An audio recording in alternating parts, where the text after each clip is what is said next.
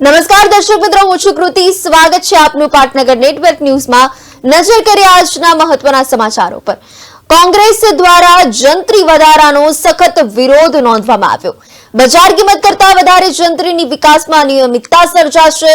સરકારે વધારો પરત લેવા માટેની પણ ભારે માંગ કરી છે. દાહોદમાં દેવગઢ બારિયાના મનરેગા યોજનામાં ભ્રષ્ટાચાર સર્જાયો. ધારપુરમાં 30 કિલોમીટરના રસ્તામાં ભ્રષ્ટાચારના આક્ષેપો લગાવવામાં આવ્યા છે. સ્થાનિક લોકોની એફિડેવિટની સાથે રજૂઆત 100 કરોડથી વધુ ભ્રષ્ટાચાર થયો. એસઆઈટી બનાવી વિજિલન્સ દ્વારા તપાસ કરવા કોંગ્રેસની માંગ ઉઠી છે. બનાસકાંઠા જિલ્લાનું વિભાજન રાજકીય એજન્ડો કોઈ પણ આગેવાની સાથે ચર્ચા પરામર્શ નહીં કરી વિભાજન કરવામાં આવ્યું. બધા જ પાસાનો અભ્યાસ કરીને વિભાજન પણ કરવું જોઈએ. બનાસકાંઠા જિલ્લાનું વિભાજન રાજકીય એજન્ડો પણ જેમાં કોઈ પણ આગેવાની સાથે ચર્ચા પરામર્શ નહીં કરીને આ વિભાજન કરવામાં આવ્યું છે. દાહોદમાં દેવગઢ બારિયાના મનરેગા યોજનામાં ભ્રષ્ટાચાર સર્જાયો છે.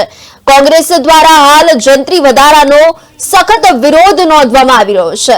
બજાર કિંમત કરતા વધારે જંત્રીની વિકાસમાં અનિયમિતતા સર્જાશે અને સરકારે વધારો પરત લેવા માટેની કોંગ્રેસ દ્વારા ભારે માંગ ઉઠી છે. વહીવટદારો દ્વારા શાસન કરી અને પોતાનું ધાર્યું કરાવવાનું સરકારને હવે ફાવી ગયું હોય એટલા માટે ચૂંટણીઓ નથી કરાવતા એવું સ્પષ્ટ દેખાઈ રહ્યું છે.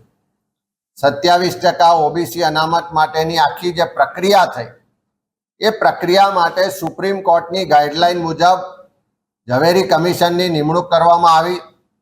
ઝવેરી કમિશને એનો અભ્યાસ કરી રિપોર્ટ સરકારને સબમિટ કર્યો. સુપ્રીમ કોર્ટની ગાઈડલાઈન અને ઝવેરી કમિશનના રિપોર્ટમાં બહુ સ્પષ્ટ કહેવામાં આવ્યું છે કે યુનિટ દીઠ તમારે રિઝર્વેશન આપવાનું છે.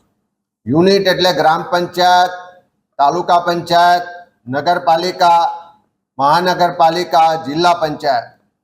સરકારે યુનિટ દીઠ રિઝર્વેશન આપવાને બદલે આખા ગુજરાતમાં 27% એક સરખું રિઝર્વેશન આપી અને એક બાજુ ઓબીસી સમાજને પણ અન્યાય કર્યો છે, એનો હક પણ છીનવવાનું કર્યું છે અને સાથે સાથે બીજી બાજુ ટ્રાઇબલ વિસ્તાર હોય તો આદિવાસી સમાજને પણ અન્યાય કર્યો છે ને એનો હક છીનવવાનું કામ પણ સરકારે કીધું છે કે આ 3 એજન્સીઓના નામે બિલ બને છે.